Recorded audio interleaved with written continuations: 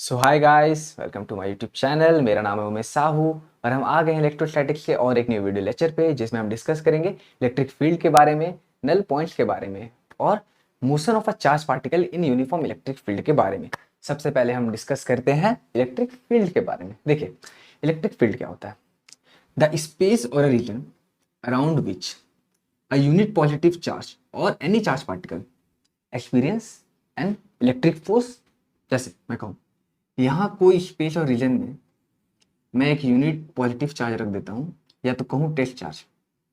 अगर यहाँ electric field है तो ये टेस्ट चार्ज या तो उधर अट्रैक्ट करेगा, या तो कहूँ इस डायरेक्शन में जाएगा, इस डायरेक्शन में जाएगा। अब इलेक्ट्रिक फील्ड किधर से आ रहा है वो तो हमें नहीं पता।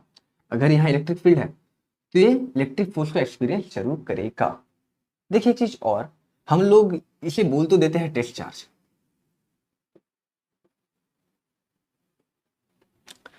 एक चीज, टेस्ट चार्ज होता क्या है? टेस्ट चार्ज क्या होता है? देखिए, आप लोग सब बहुत जन सोचते होंगे test charge unit positive charge होता है।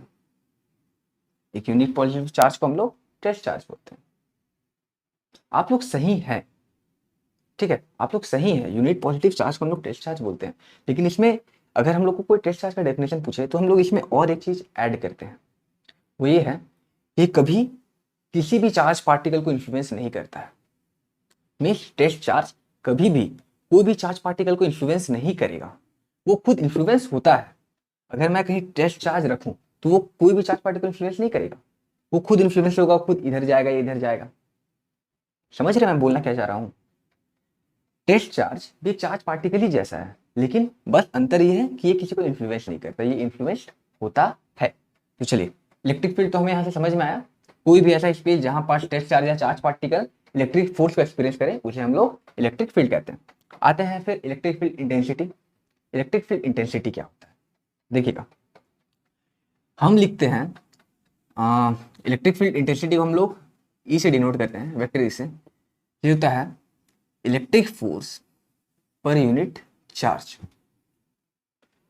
कोई भी उस रीजन में, मान लेते हैं उस रीजन में जो इलेक्ट्रिक फोर्स किस यूनिट चार्ज की वजह से वो फोर्स डेवलप हो रहा है, उसे हम कहते हैं इलेक्ट्रिक फील्ड इंटेंसिटी। देखिएगा, और एक चीज, हाँ, इसे हम इक्वेशन में कैसे लिखेंगे? हम लोग जानते हैं E vector is equal to force per unit charge. देखें, फोर्स हम लोग वेक्टर फॉर्म में कैसे लिखते हैं कि Q1 Q2 या एक Q यही रहेगा बाई आर स्क्वायर, ठीक है।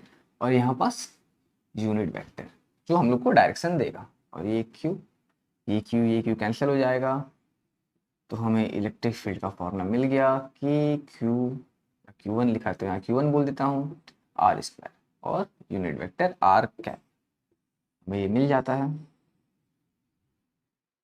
इसका ऐसा यूनिट न्यूटन पर कूलम, ऐसा यूनिट हो जाएगा न्यूटन पर कूलम, ऐसे करके लिखते हैं, ऐसा यूनिट न्यूटन पर कूलम। देखिए, ये हो गया हम लोग का इलेक्ट्रिक फील्ड इंटेंसिटी। देखिए, इंपॉर्टेंट डिस्कशन अभी करते हैं, नल पॉइंट्स क्या होता है, ठीक है, जिसको हम लोग न्यूट्रल पॉइंट भी बोलते हैं। देखिए, नल पॉइंट्स, अगर मैं कहूँ दो चार्ज पार्टिकल है, दोनों पॉजिटिव चार्ज है, ये इलेक्ट्रिक फील्ड पॉजिटिव चार्ज है तो इलेक्ट्रिक फील्ड बाहर निकालेगा, मीन्स आउटवर्ड देगा, तो इलेक्ट्रिक फील्ड इन डायरेक्शन में जाएगा। ये भी पॉजिटिव चार्ज है, ये भी इलेक्ट्रिक फील्ड निकालेगा, तो ये भी इधर आ जाएगा। अब जैसे हम जानते हैं इलेक्ट्रिक फील्ड वेक्टर क्वांटिटी है, डायरेक्शन बहुत इंपॉर्टेंट है, जब एडिशन करें तो डायरेक्शन भी देखेंगे। तो कोई ऐसा पॉइंट अगर हम बीच में मान लें, ठीक है, इस पॉइंट पे इसके वजह से अगर इसकी वजह से इलेक्ट्रिक फील्ड मान ले E1 हो रहा है और इसके वजह से इलेक्ट्रिक फील्ड E2 हो रहा है, लेकिन जब हम इसे देखेंगे वेक्टर के टर्म में तो इसका डायरेक्शन पॉजिटिव एक्स एक्सिस की तरफ है, इसका डायरेक्शन नेगेटिव एक्स एक्सिस की तरफ है, तो इसे हम कैसे लिखेंगे? -E2। डायरेक्शन इंपॉर्टेंट है। तो क्या ऐसा हो सकता है कि ये दोनों E1 और कोई ऐसा पॉइंट जहां E1 और E2 का वैल्यू सेम हो? जरूर हो सकता है। कोई ऐसा पॉइंट कुछ डिस्टेंस पे x मान लेता है, इससे कोई x डिस्टेंस है या तो इससे कोई x डिस्टेंस है, जिसपे E1 और E2 दोनों का वैल्यू सेम हो जाए। उस केस में हमें रिजल्टेंट तो 0 मिलेगा, तो वैसा पॉइंट को हम लोग कहते हैं नल पॉइंट या तो न्यूट्रल पॉइंट। देखिए, इसलिए फॉर्मूला निकलता है, हम लोग देख लेते हैं।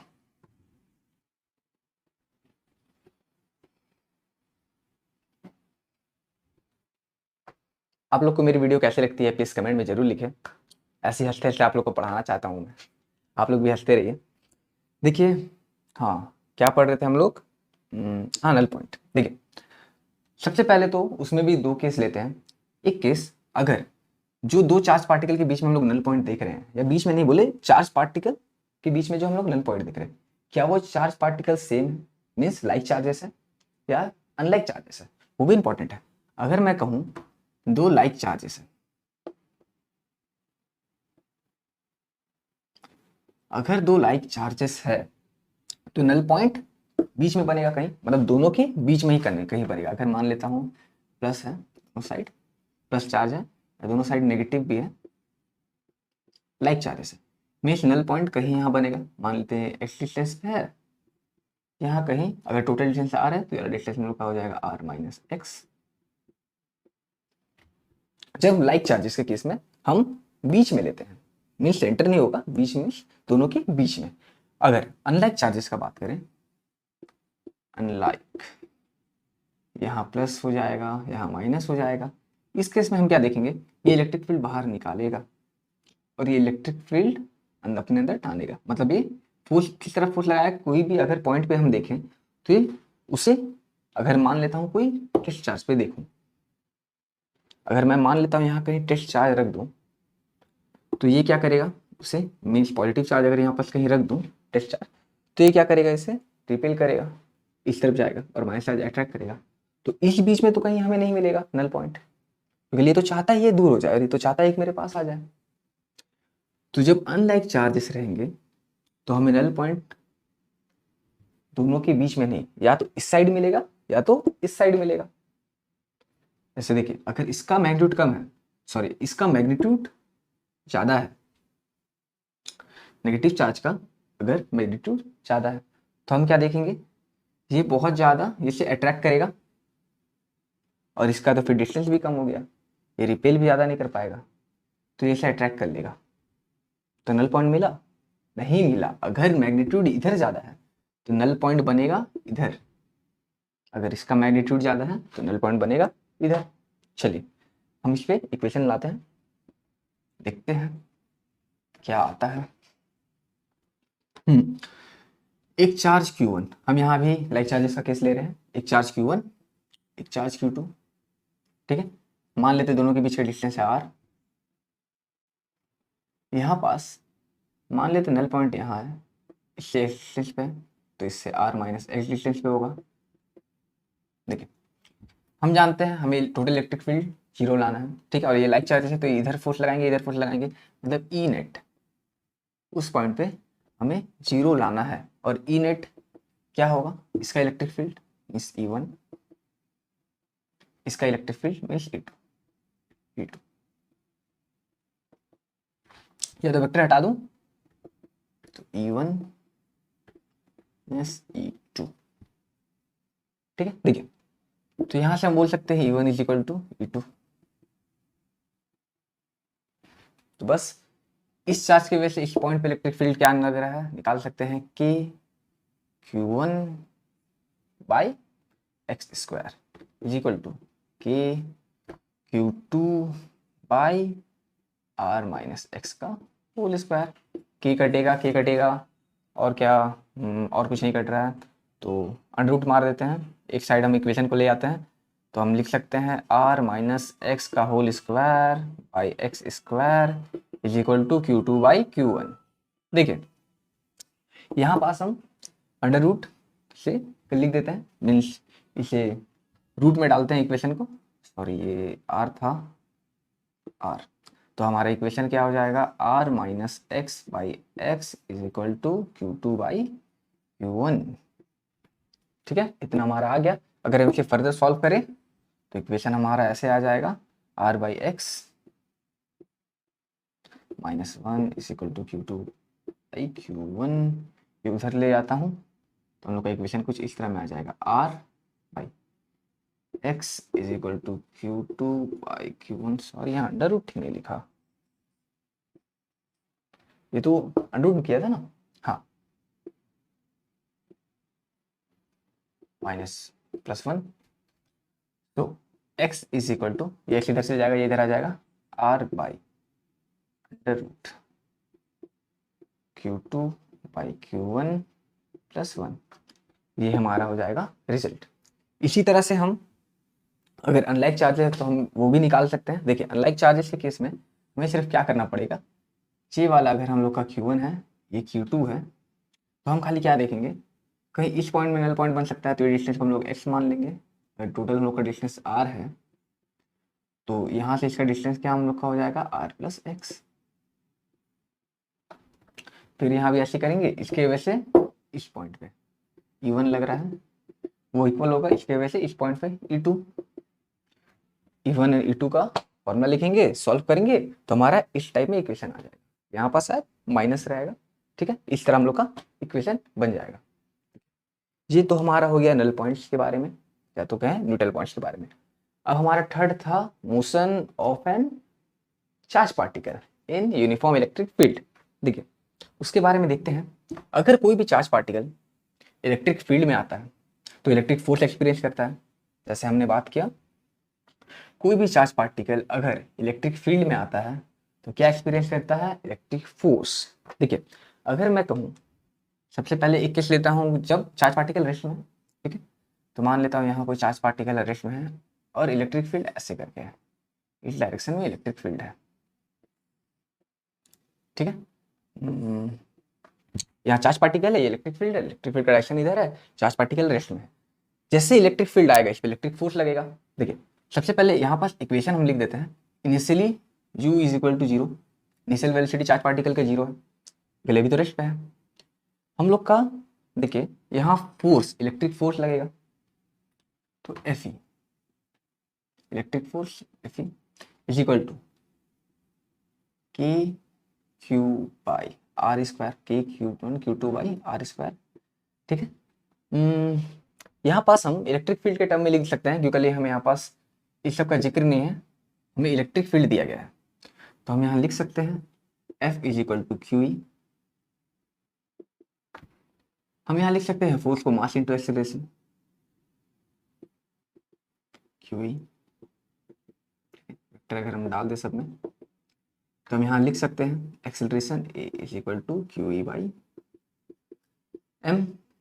अब देखिए ये चार्ज पार्टिकल, या तो मैं कहूँ टेस्ट चार्ज, कितने एक्सेलरेशन से चलेगा, इस एक्सेलरेशन से, इस एक्सेलरेशन से चलेगा।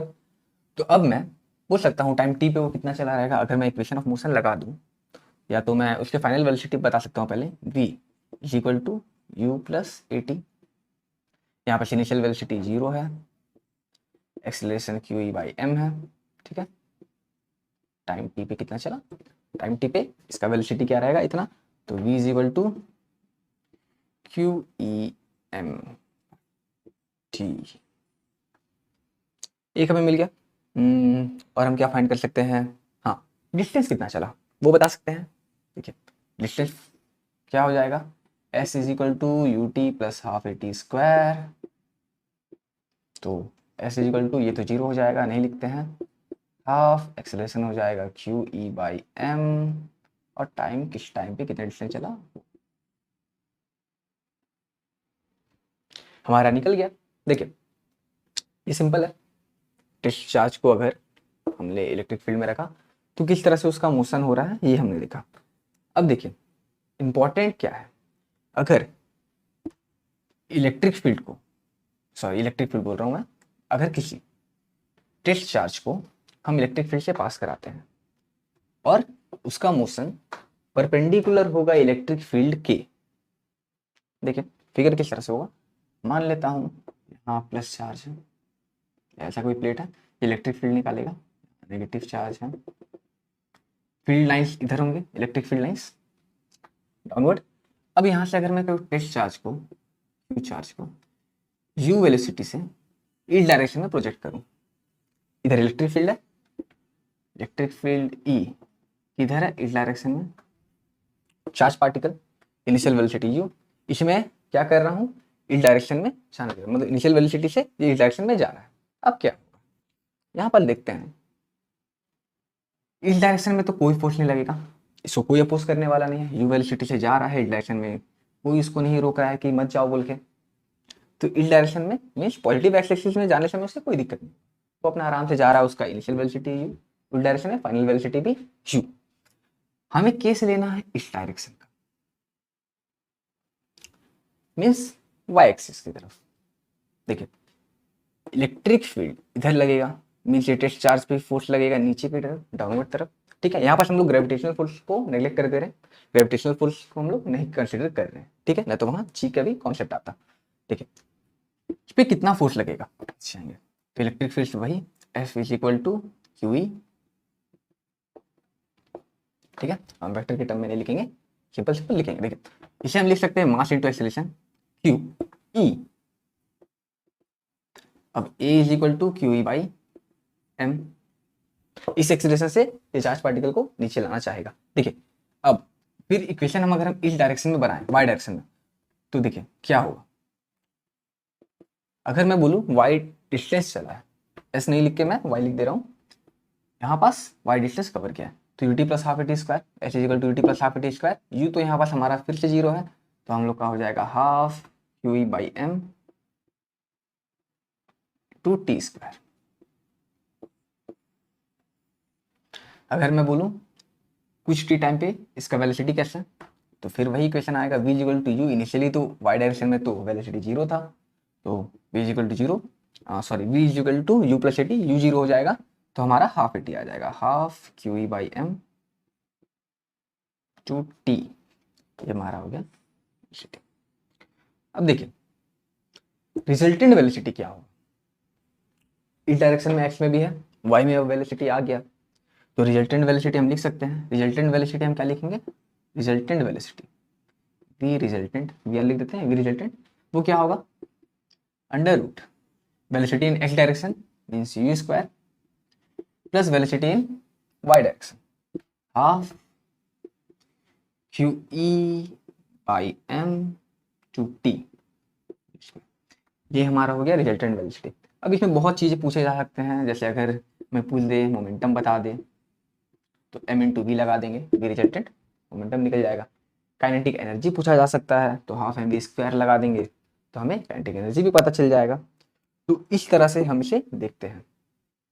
सो आई होप आप लोग को वीडियो अच्छी लगी होगी, अगर अच्छी लगी तो लाइक जरूर कीजिए।